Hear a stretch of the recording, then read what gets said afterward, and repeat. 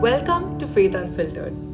This is your Catechist, Sharlene. Today we are on the fourth Sunday in Lent and hope that the past week has helped you distance yourself from worldly matters and find a deeper encounter with God, just like the Samaritan woman. We now move on to the fourth part of understanding and living the message by Pope Leo XIV.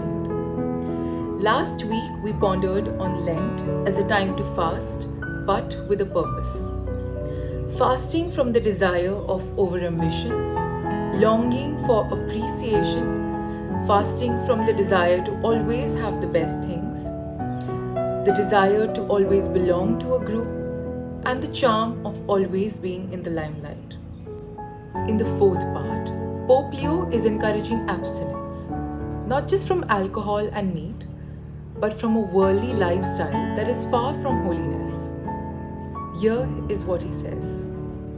In order to practice fasting in accordance with its evangelized character and avoid the temptation that leads to pride, it must be lived in faith and humility. It must be grounded in communion with the Lord, because those who are unable to nourish themselves with the Word of God do not fast properly.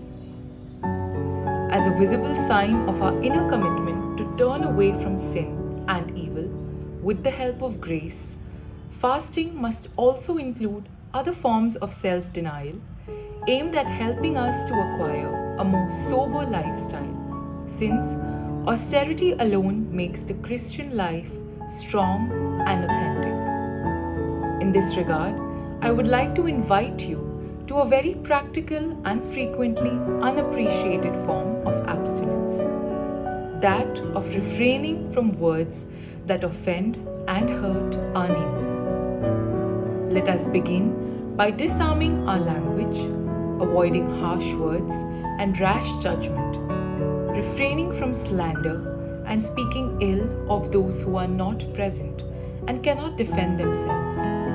Instead, let us strive to measure our words and cultivate kindness and respect in our families, among our friends, at work, on social media, in political debates, in the media, and in Christian communities. In this way, words of hatred will give way to words of hope and peace.